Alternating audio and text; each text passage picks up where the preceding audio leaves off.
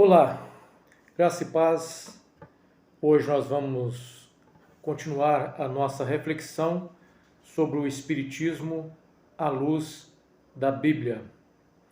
E já temos falado, agora será o quarto vídeo que nós estamos fazendo sobre a reflexão do Espiritismo à luz da Bíblia.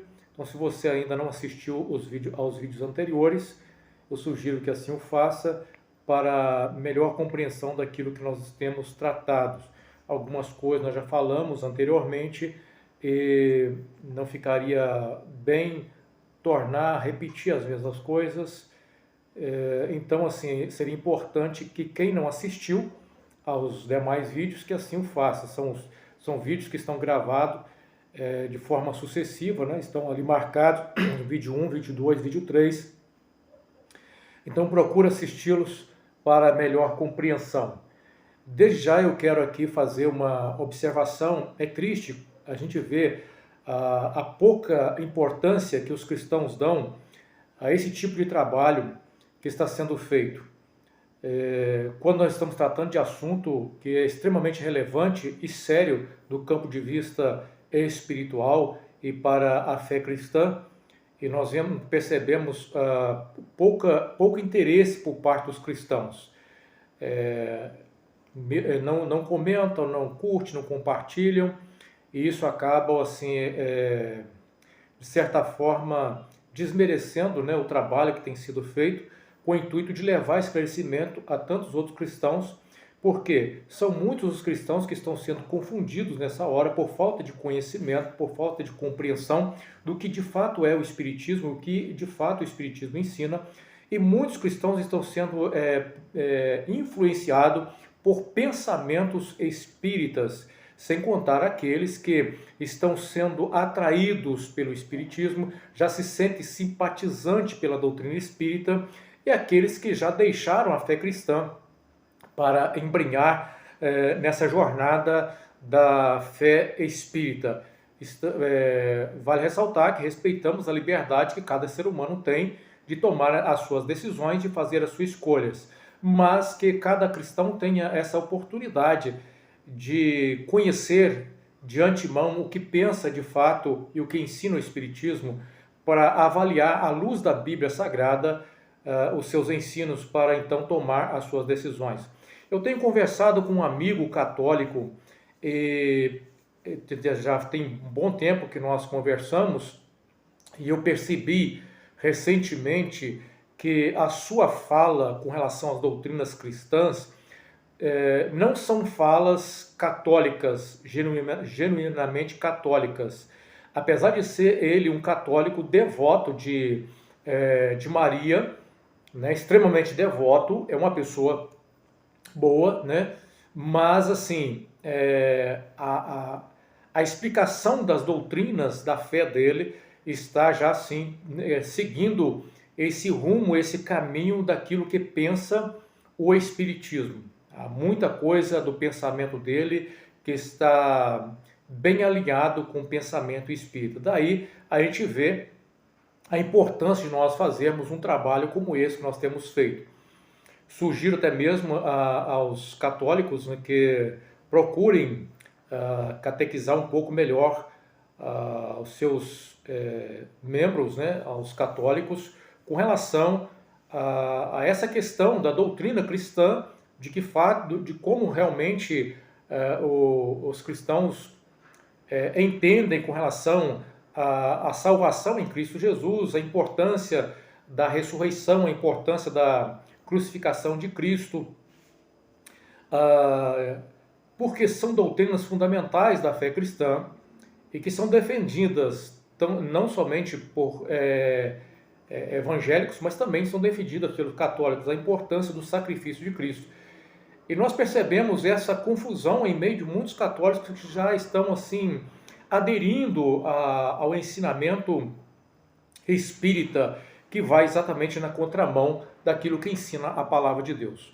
Bom, feito essa introdução, eu gostaria de ler aqui para nós entrarmos no assunto do Espiritismo, o que diz a palavra do Senhor em primeira carta de Paulo ao Timóteo, no capítulo 4, versículo 1, diz assim: o Espírito aqui com letra maiúscula, se referindo ao Espírito Santo, né? O Espírito afirma claramente que nos últimos tempos alguns se desviarão da fé, dando ouvidos a espíritos enganadores e a ensinamentos de demônios. Então ele está dizendo que já havia uma advertência que nos últimos tempos muitos iriam se desviar da fé. Desviar da fé aqui, desviar da fé das doutrinas basilares da fé cristã que foram ensinadas pelos apóstolos de Cristo e por Cristo. Muitos iriam desviar dessa doutrina e esse desvio iria acontecer por influência de espíritos enganadores e doutrinas. Portanto, esses espíritos enganadores trariam doutrinas que não eram doutrinas cristãs, mas doutrinas de demônios. E essas doutrinas de demônios têm um propósito. Qual é o propósito? Distanciar ou tirar o homem da obra de Cristo, da obra redentora de Cristo Jesus, por intermédio de quem o homem encontra a salvação. Bom, feito aqui essa leitura introdutória da palavra de Deus, eu quero aqui compartilhar com vocês, já terminando aqui essa reflexão do livro de Allan Kardec, o que é o Espiritismo. Nós temos aqui na página de número 136 uma pergunta. A pergunta de número 150 diz assim: aonde a alma vai depois de ter deixado o corpo? A resposta, abre aspas, ela não se perde na imensidade do infinito, como geralmente se figura. Ela erra no espaço e, o mais frequentemente, no meio daqueles que conheceu. E, sobretudo, daqueles que ama, que amou, podendo se transformar instantaneamente às circunstâncias imensas. Ainda a pergunta 151 diz assim: a alma conserva as afeições que tinha sobre a terra? A resposta, abre aspas, ela conserva todas as afeições morais, não esquece senão as afeições materiais que não são mais da sua essência. Por isso, vem com alegria rever seus parentes e seus amigos e é feliz por dela se lembrarem. Fecha aspas. Bom, mediante essas informações aqui relatadas pela doutrina espírita, vale ressaltar uma experiência e o ensino deixado pelo próprio Cristo sobre esse assunto.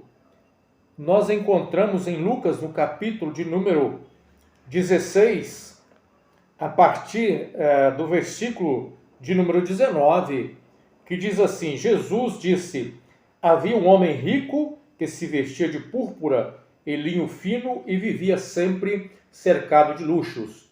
À sua porta ficava um mendigo coberto de feridas, chamado Lázaro. Ele ansiava comer o que caía da mesa do homem rico, e os cachorros vinham lamber suas feridas abertas. Por fim, o mendigo morreu e os anjos o levaram para junto de Abraão. O rico também morreu, foi sepultado e foi para o lugar dos mortos. Ali em tormento ele viu a Abraão ao longe e com Lázaro ao seu lado. O rico gritou: Pai Abraão, tenha compaixão de mim, mande Lázaro aqui para que molhe a ponta do dedo em água e refresque a minha língua. Eu estou em agonia nessas chamas. Abraão, porém, respondeu: Filho, lembre-se de que durante a vida você teve tudo o que queria e Lázaro não teve coisa alguma. Agora ele está aqui sendo consolado e você está em agonia. Além do mais, há entre nós um grande abismo. Ninguém daí pode atravessar para o seu lado e ninguém daí pode atravessar para o nosso. Então o rico disse: Por favor, pai Abraão, pelo menos mande Lázaro à casa de meu pai, pois tenho 5 irmãos e quero avisá-los para que não termine nesse lugar de tormento. Moisés e os profetas já os avisaram, respondeu Abraão. Seus irmãos podem ouvir o que eles disseram. Então o rico disse: Não, pai Abraão, mas se alguém dentre os mortos lhe fosse enviado, eles se arrependeriam. Abraão, porém, disse: Se eles não ouvem Moisés e os profetas, não se convencerão, mesmo que alguém ressuscite dos mortos. Bom, qual é o ensinamento de Cristo com relação a essa realidade no pós-morte? Nós vemos o julgamento de um que estava em gozo e outro que estava em tormento. E aquele que estava em tormento, ele está preocupado com seus familiares, e a preocupação dele ele queria que alguém avisasse o seu familiar, para que eles não viessem também cair no mesmo lugar onde ele se encontrava. Qual foi a resposta então? Não foi possível nem ele sair de onde ele estava e ir até a casa dos seus parentes. Olha que a doutrina espírita ensina exatamente o contrário. Diz que os espíritos ficam em torno daqueles que o amam, né? Que são seus parentes, são as pessoas que amam. Mas aqui percebe-se que no ensino de Cristo não houve essa possibilidade nem para o parente daquele que morreu ser visitado pelo seu parente morto, e nem foi permitido a Lázaro, um espírito agora em consolo, sair e chegar ali e avisar também. Mas foi dito que Moisés e os profetas já tinham feito esse trabalho. Quando a palavra de Deus diz sobre Moisés e os profetas, está se referindo às Escrituras. O que Jesus está dizendo é que o que nós precisamos saber é o que está registrado nas Escrituras com relação ao que aguarda o ser humano. E nós não dependemos de nenhuma experiência de um espírito desencarnado que possa trazer para nós um ensinamento contrário àquilo que já foi registrado nas Escrituras Sagradas. A advertência, inclusive, é séria com relação a essa possibilidade nos últimos tempos de espíritos enganadores enganar e disseminar doutrinas de demônios. Seguindo aqui a nossa reflexão ainda nesse livro, nós temos aqui a pergunta de número 157, na página 78, que diz o seguinte: a sorte do homem na vida futura é irrevogavelmente fixada depois da morte? A resposta é: a fixação revogável da sorte do homem depois da morte seria uma negação absoluta da justiça e da bondade de Deus. Porque Deus, na sua justiça, não deixa a todos o tempo para fazerem o maior bem possível ao reparar o mal que fizeram. Quem sabe se o culpado que morreu aos 30 anos não estaria arrependido, não teria se tornado um homem de bem se vivesse até 70 anos? Porque Deus lhe tira esse meio enquanto dá aos outros? Então, a resposta aqui espírita para isso é que se o estado pós-morte fosse algo já fixado, seria uma injustiça de Deus. Porque aquele que não viveu tempo suficiente aqui para praticar o bem e assim ganhar a sua evolução, não seria justo. Porque quem sabe se ele vivesse mais tempo aqui, ele não se arrependeria, né? Bom, só que essa observação desconsidera alguns aspectos. Primeiro, nós vamos pensar aqui, eu fiz algumas anotações à borda do livro, o seguinte: o tempo curto seria um tempo que abreviaria a oportunidade desse homem continuar fazendo maldades nesse mundo, ou seria também o abreviar desse homem,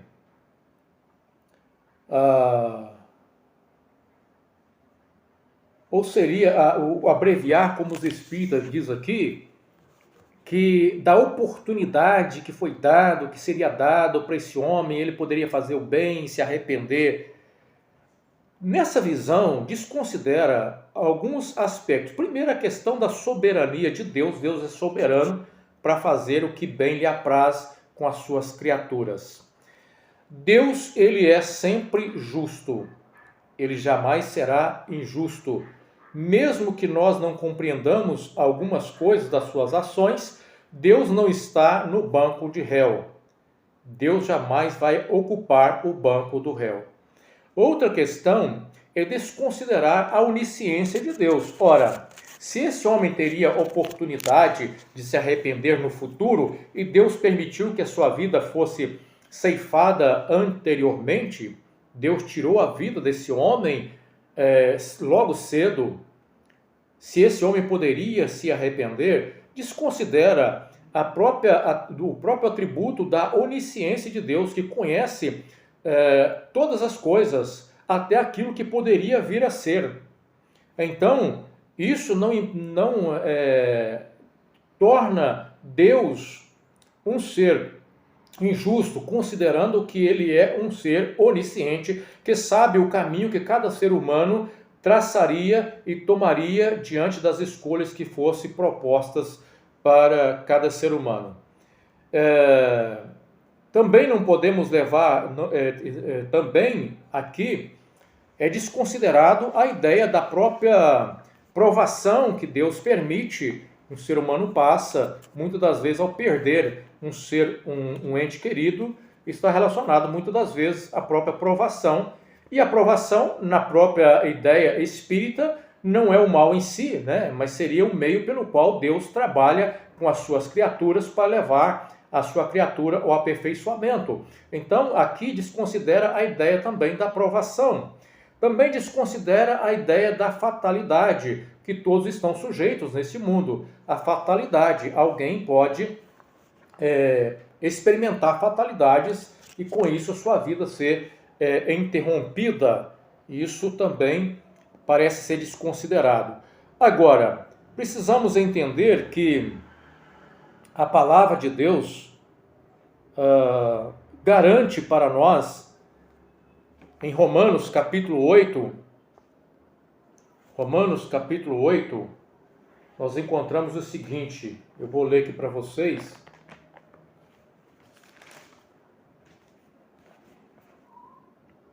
Diz assim, Romanos 8:1, agora, portanto, já não há nenhuma condenação para os que estão em Cristo Jesus, pois em Cristo Jesus a lei do Espírito que dá vida nos libertou da lei do pecado que leva à morte.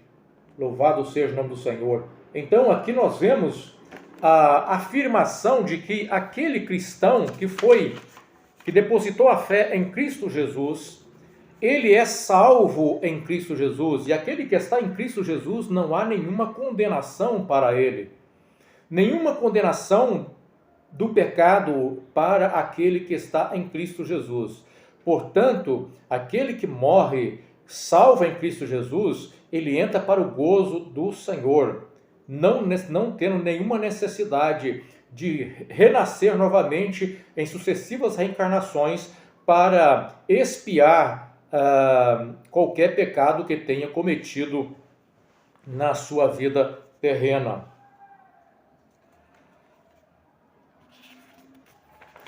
Vamos seguir aqui mais adiante uma outra questão.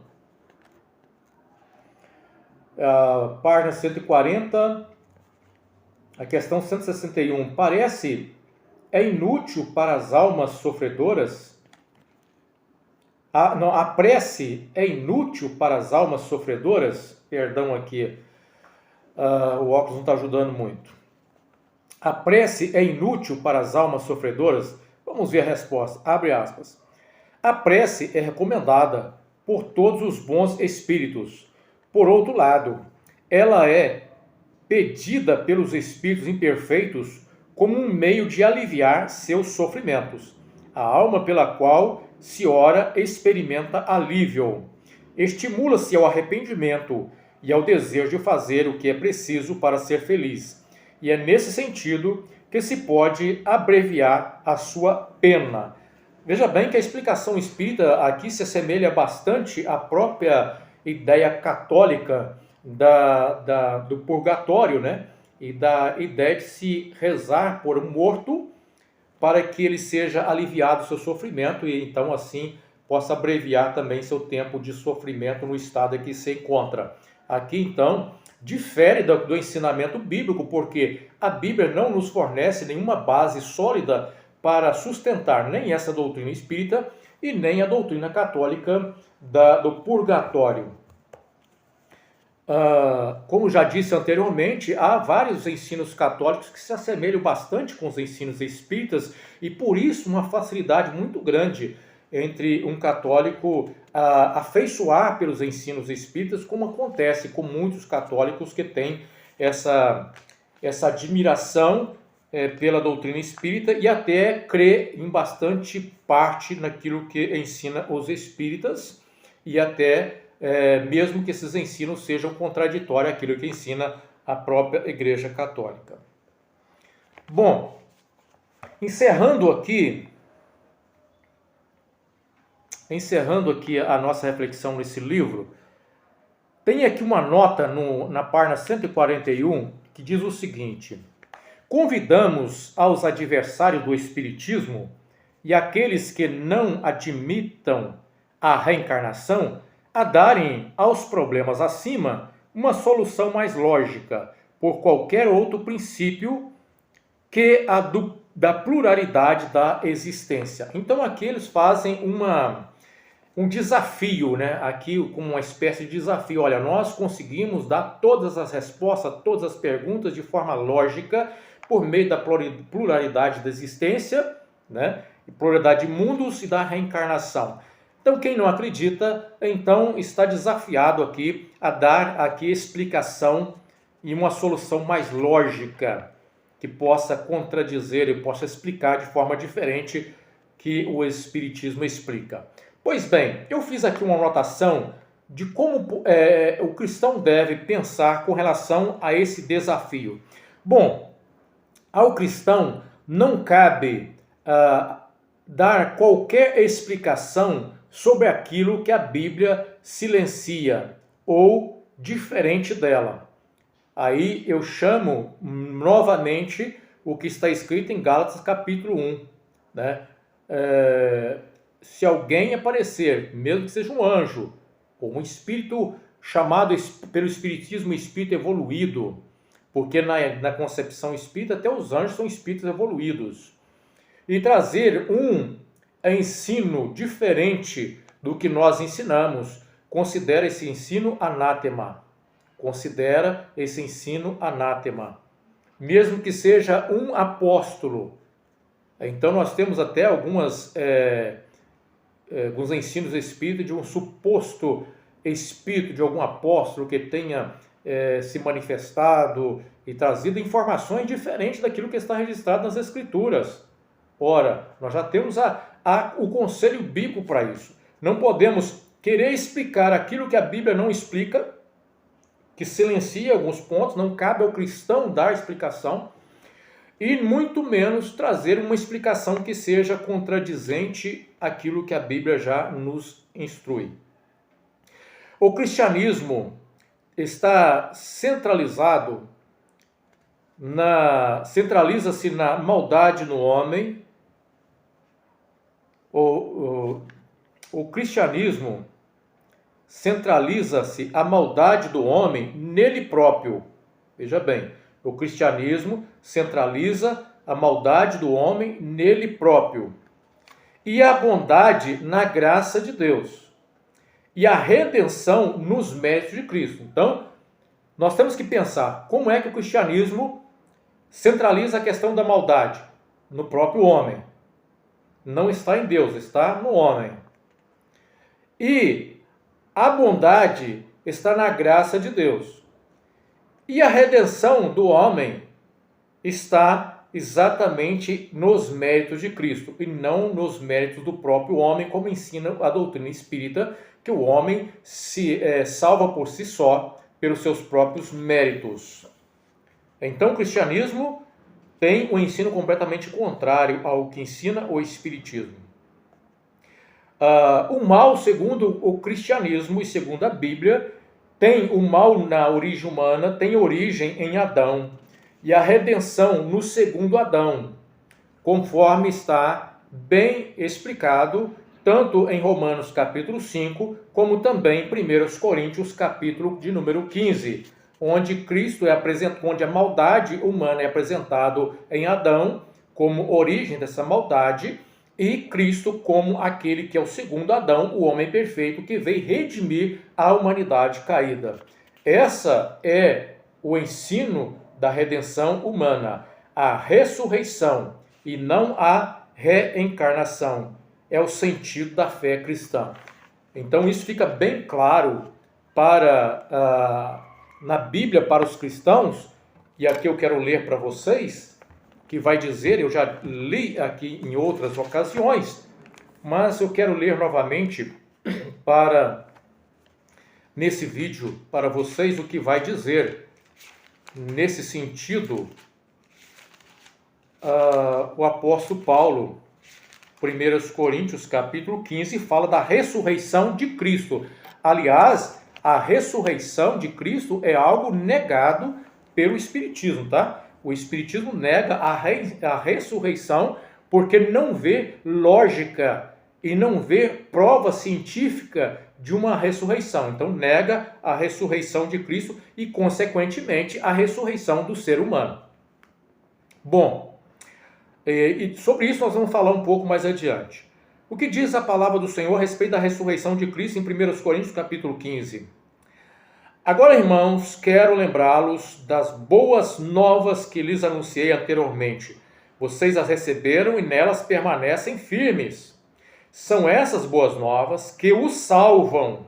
Quem é que salva o homem? Não é o Espiritismo. Não é a boa nova do Espiritismo. São as boas novas deixadas por Cristo e ensinadas pelos apóstolos. São essas boas novas que os salvam. Se continuarem a crer na mensagem como lhes anunciei, do contrário, sua fé será inútil. Ou seja, cristão, se você continuar crendo conforme foi ensinado nas Escrituras, você será salvo. Caso a sua fé seja desvirtuado por espíritos enganadores daquilo que a Bíblia ensina como fundamento da fé cristã, você perderá a sua salvação. Versículo 3 diz assim: eu lhes transmiti o que era mais importante e o que também me foi transmitido. Cristo morreu por nossos pecados. Pasmem, na doutrina espírita nega que Cristo tenha morrido por nossos pecados, que Cristo tenha morrido para resgatar o homem, para salvar o homem. O sacrifício de Cristo não tem importância na doutrina espírita. É por isso que eles focam muito no Cristo como mestre, como aquele que vem ensinar uma moral, uma doutrina mais relacionada à moralidade do ser humano, mas não como aquele que veio para redimir pelo seu sacrifício o homem que estava morto por causa dos seus pecados. Então, aqui vai dizer, Cristo morreu por nossos pecados, como dizem as Escrituras. Ele foi sepultado e ressuscitou no terceiro dia, como dizem as Escrituras. O Espiritismo nega a ressurreição de Cristo. Apareceu a Pedro e mais tarde aos 12. Depois disso, apareceu a mais de 500 irmãos, de uma só vez, e a maioria dos quais ainda está viva. Embora alguns já tenham adormecido, mais tarde apareceu a Tiago e posteriormente a todos os apóstolos. Por último, apareceu também a mim, como se eu tivesse nascido fora do tempo, pois sou o mais insignificante dos apóstolos. Aliás, nem sou digno de ser chamado apóstolo, porque persegui a igreja de Deus. O que agora sou, porém deve-se inteiramente à graça de Deus. A graça que Deus derramou sobre mim e que não foi inútil. E aí ele vai falar sobre a ressurreição dos mortos. Versículo 12. Pois bem, se proclamamos que Cristo ressuscitou dos mortos, por que alguns de vocês afirmam não haver ressurreição dos mortos? Pois se não existe ressurreição dos mortos, Cristo não ressuscitou. Mas não é isso que o Espiritismo nega, que Cristo tem ressuscitado? E se Cristo não ressuscitou, nossa pregação é inútil, e a fé que vocês têm também é inútil. E aí ele continua dizendo, versículo 21, uma vez que a morte entrou no mundo por meio de um único homem, também negado pelo Espiritismo, que a morte tem entrado no mundo por meio de um único homem. Agora a ressurreição dos mortos começou por meio de um só homem. Veja bem, a ressurreição dos mortos começou por meio de um só homem. Assim como todos morremos em Adão, todos que são de Cristo receberão nova vida. Mas essa ressurreição tem uma sequência. Essa ressurreição não é reencarnação, tem uma sequência. Cristo ressuscitou como o primeiro fruto da colheita. Depois todos que são de Cristo ressuscitarão quando ele voltar. Veja bem que a ressurreição não aconteceu, irmãos. De nenhum cristão a ressurreição não aconteceu. Vai acontecer quando Cristo voltar. Então virá o fim, quando ele entregar o reino de Deus a seu Pai. É claro nas Escrituras a respeito da doutrina cristã da ressurreição. E aqui eu quero compartilhar com vocês algumas coisas a respeito do Livro dos Espíritas, da doutrina espírita, agora baseado no Livro dos Espíritas. Diz assim, capítulo de número 3, sobre a criação. Item 44, a pergunta 44. De onde vieram os seres vivos para a Terra? Resposta, abre aspas. A Terra continha os germes que esperavam o momento favorável para desenvolver-se. Os princípios orgânicos reuniam-se desde o instante em que se cessou a força da dispersão e formam os germes de todos os seres vivos. Os germes permanecem em estado latente e inerte, como a crisálida e a semente das plantas, até o momento propício à eclosão de cada espécie. Então, os seres de cada espécie se reuniram e se multiplicaram. Bom, cada cristão pode ver no primeiro livro da Bíblia, no Gênesis, capítulo de número 1, 2 e 3, vocês vão ver sobre a criação, capítulo 1, a criação, como que Deus cria todas as coisas, né? E tudo por ordem da sua palavra, a palavra do seu poder. Pergunta 46. Há seres que ainda nascem espontaneamente? Resposta, sim, mas o germe primitivo já existia no estado latente.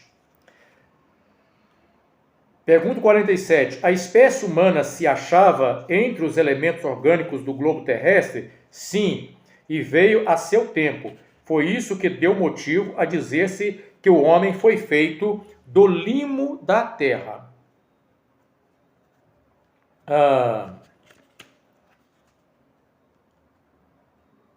Povoamento da terra e Adão. Pergunta 50. A espécie humana começou por um só homem? Não. Aquele que chamais de Adão não foi o primeiro nem o único a povoar a terra. Ou seja, a doutrina espírita ensina que a espécie humana não teve início com Adão, o que contraria o ensino cristão, a doutrina cristã, e a doutrina bíblica.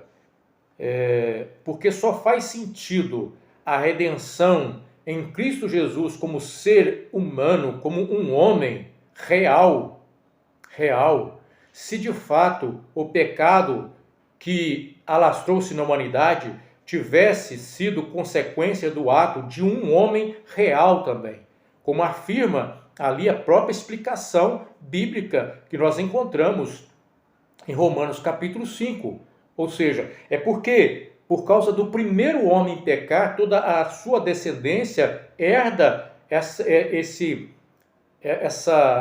esse pecado original, essa natureza pecaminosa. E por isso faz sentido que um homem perfeito venha e cumpra as exigências da lei para resgatar a humanidade. E por isso, em Cristo, nesse homem, Cristo, o ser humano pode se ver redimido dos seus pecados. É o que ensina a palavra de Deus. E o ensino espírita vai na contramão disso. O ensino espírita diz assim: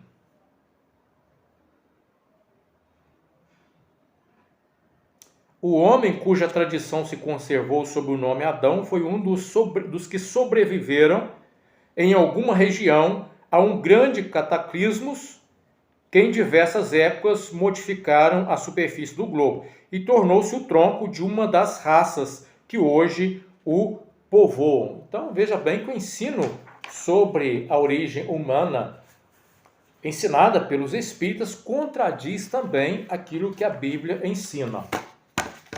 E aí vai pensando o cristão, se é conveniente você simpatizar-se por esses ensinos que contraria exatamente a fé cristã. Sobre a diversidade das raças humanas, pergunta 53, o homem apareceu em muitos pontos do globo? Sim. Abre aspas, sim. E em diversas épocas. E é essa uma das causas da diversidade das raças. Depois o homem se dispersou pelos diferentes climas e aliando-se os de uma raça aos de outras, formaram-se novos tipos. Sobre os anjos e demônios. Os seres, pergunta 128, os seres que chamamos anjos, arcanjos, serafins, formam uma categoria especial de natureza diferente das dos outros espíritos? Resposta, abre aspas, não, são espíritos puros, estão no mais alto grau da escala e reúne em si todas as perfeições. 131. Há demônios no sentido que se dá a essa palavra? Abre aspas. Se houvesse demônios, eles seriam obras de Deus. E Deus seria justo e bom, criando seres infelizes, eternamente voltados para o mal? Se há demônios, e no teu mundo inferior, e em outros semelhantes que eles residem, são esses homens hipócritas que fazem de um Deus justo um Deus mau e vingativo, e que pensam lhe ser agradáveis pelas abominações que cometem em seu nome. Veja bem que eles negam aqui, de certa forma, a existência dos demônios. A explicação que vai se dar aqui é a seguinte, abre aspas, a palavra demônio deve, portanto, ser entendida como se referente aos espíritos impuros, que frequentemente não são melhores que os designados por esse nome, mas com a diferença de ser o seu estado apenas transitório.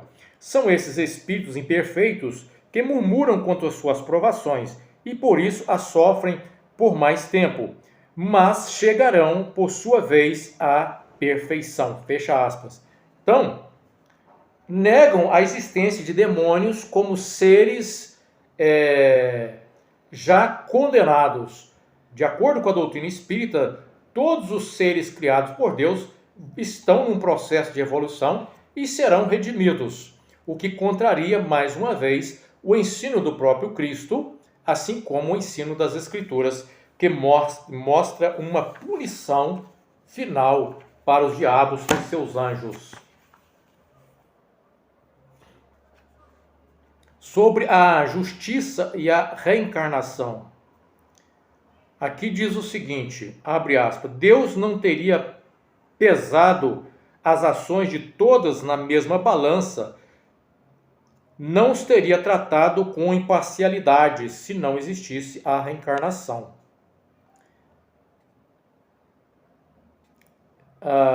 Abre aspas, a doutrina da reencarnação, que consiste em admitir para o homem muitas exigências sucessivas, é a única que corresponde à ideia da justiça de Deus com respeito aos homens e à condição moral inferior, e a única que pode explicar o nosso futuro e fundamentar as nossas esperanças, pois oferece-nos por meio de resgatarmos os nossos erros através de novas provas.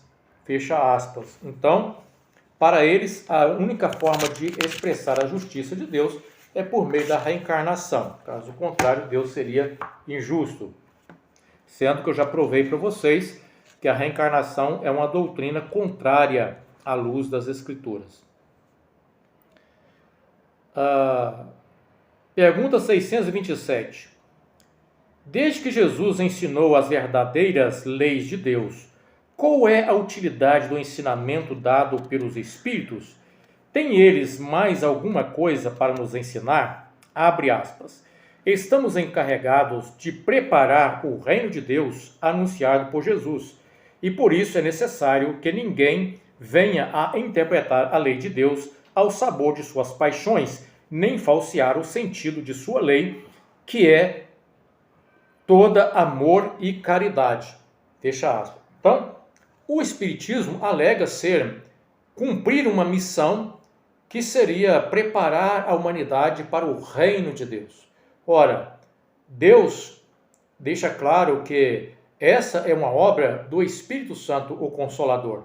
E o Espírito Santo, o Consolador, não são diversos espíritos que apresentam a doutrina espírita. O Espírito Santo, o Consolador, é aquele que foi enviado por Cristo Jesus para estar com a sua igreja no dia de Pentecostes. Então cumpriu-se a promessa feita por Cristo Jesus, conforme nós encontramos no Evangelho de João, capítulo 14 ao capítulo 16. A promessa do Consolador se cumpriu ali quando, no dia de Pentecostes, a igreja reunida recebeu o poder ao descer sobre eles o Espírito Santo de Deus, que é o ser divino. Que nada tem a ver com isso. E é o Espírito Santo encarregado para preparar o coração do homem para viver, no reino de Deus. Mais uma vez, a doutrina espírita contradizendo o que diz as Escrituras. Uma parte muito séria aqui da doutrina espírita, que nós vamos falar, é com relação aos sacrifícios. Pergunta de número 669. A prática dos sacrifícios humanos remonta à mais alta antiguidade. Como foi o homem levado a crer que semelhantes coisas pudessem agradar a Deus? Abre aspas. Primeiro, porque não compreendia Deus como sendo a fonte da bondade.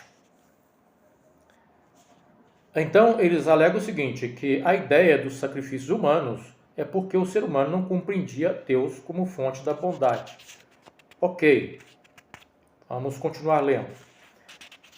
Pergunta 669, letra B. Segundo essa explicação, os sacrifícios humanos não se originaram de um sentimento de crueldade?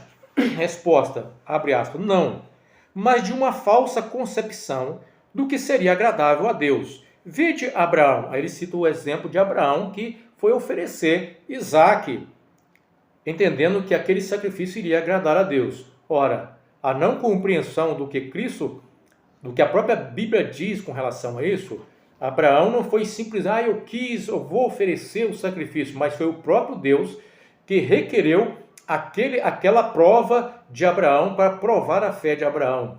O sacrifício de Isaque, que não chegou a ser sacrificado, mas o seu sacrifício foi substituído pela providência divina por um cordeiro que foi imolado, tem toda uma explicação cristã por trás dessa tipologia bíblica e que aponta para o sacrifício de Cristo, o Cordeiro de Deus, que tira o pecado do mundo, que veio para exatamente morrer no lugar do homem.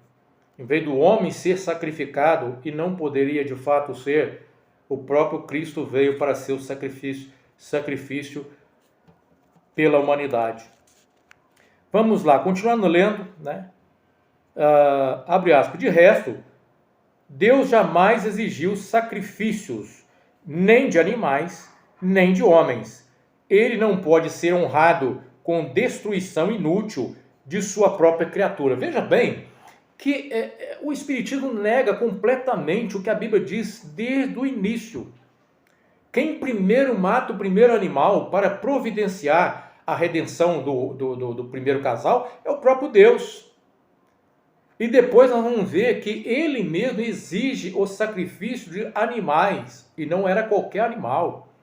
Foi exigência do próprio Deus, porque tinha um aspecto redentivo, profético, que apontava para o sacrifício perfeito do próprio Cristo, que é o Cordeiro de Deus que tira o pecado do mundo. Negado, veja bem, isso é sério. O Espiritismo nega o sacrifício de Cristo como sacrifício vicário, substitutivo do homem, redentivo do homem. Veja, isso é muito sério, irmãos. E está expresso nas Escrituras, claro nas Escrituras. Como que alguém pode lançar mão das Escrituras e dar ouvido aos espíritos enganadores que contrariam o que as Escrituras dizem? Estou falando para vocês, cristãos, para vocês que estão simpatizando com essas doutrinas, que estão sendo enganados. Vamos lá. Pergunta 672. A oferenda dos frutos da terra teria mais mérito aos olhos de Deus que o sacrifício dos animais? Respostas. Abre aspas.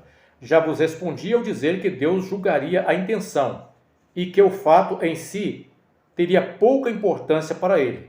Seria evidentemente mais agradável a Deus a oferenda de frutos da terra que a do sangue das vítimas. Fecha aspas. Então, na ideia do espírita, o que importa para Deus é a intenção. Sim, a intenção ela tem uma importância fundamental, mas não somente a intenção. Essa intenção tem que estar respaldada naquilo que é a exigência de Deus. Porque existe um ditado por aí que diz assim, de boa intenção o inferno está cheio, né? Porque não é a boa intenção do ser humano que vai levá-lo à salvação, mas que a sua intenção sincera esteja de acordo com aquilo que é a vontade de Deus. É isso que ensina as Escrituras. E ora, Deus exigiu tanto sacrifício de animal como sacrifício também de cereais, como diz as Escrituras, e tudo tinha um simbolismo e uma mensagem profética que aponta para o sacrifício de Cristo.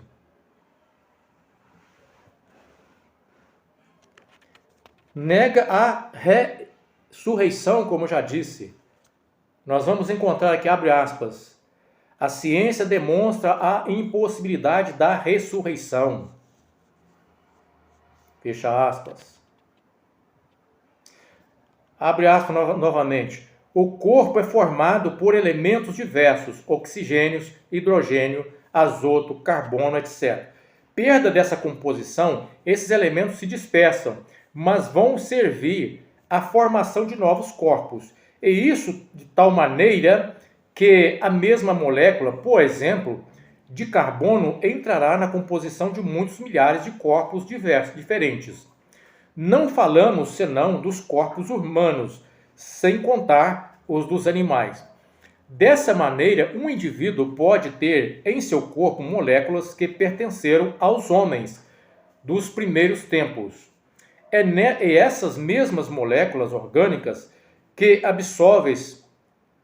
absolveis nos vossos alimentos, provém talvez de corpo de um indivíduo que conheceste, e assim por diante. Sendo a matéria a quantidade definida e as suas transformações em número indefinido, como poderia cada um desses corpos reconstituir-se como os seus mesmos elementos? Há nisso uma impossibilidade material. Não se pode, portanto, racionalmente admitir a ressurreição da carne, senão como uma figura simbolizando o fenômeno da reencarnação. Fecha aspas. Então veja bem que, para o Espiritismo, a ressurreição é uma impossibilidade. E que a ideia da ressurreição da carne ensinada nas Escrituras seria uma forma de falar da reencarnação. E vai dizer assim, abre aspas, é verdade que, segundo o dogma, essa ressurreição não deve ocorrer senão no fim dos tempos, enquanto, segundo a doutrina espírita, ocorre todos os dias. Mas não há também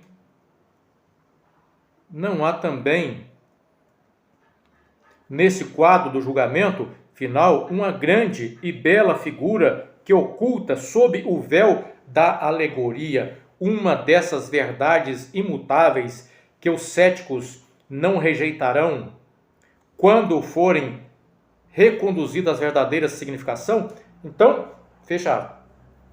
Então está dizendo o seguinte, olha, tudo para eles na Bíblia é alegoria. Todo o ensino de Cristo é alegoria. Tudo que aconteceu é alegoria. Por quê? Porque é fácil. Quando você coloca que tudo é alegoria, é fácil você dar a explicação que você quiser dar aquilo que é alegórico. Não tem como você interpretar à luz do seu contexto. Você modifica conforme aquilo que você quer acreditar. É assim que fazem da alegoria. Sobre o paraíso, inferno, purgatório, pergunta 1012. De acordo com isso, o inferno e o paraíso não existiriam como os homens o representam? Abre aspas, não são mais do que figuras. São espíritos felizes e infelizes que estão por toda parte. Entretanto, como já dissemos também, os espíritos da mesma ordem se reúnem por simpatia, mas podem reunir-se onde quiserem, quando perfeitos. Fecha aspas. Ou seja, negam embora defendam a ideia de uma realidade sofredora e de gozo, negam a existência de um local onde esses espíritos estão reunidos, conforme aponta e ensina as Escrituras. Bom, ainda aqui mais alguns assuntos que eu quero compartilhar com vocês para reflexão.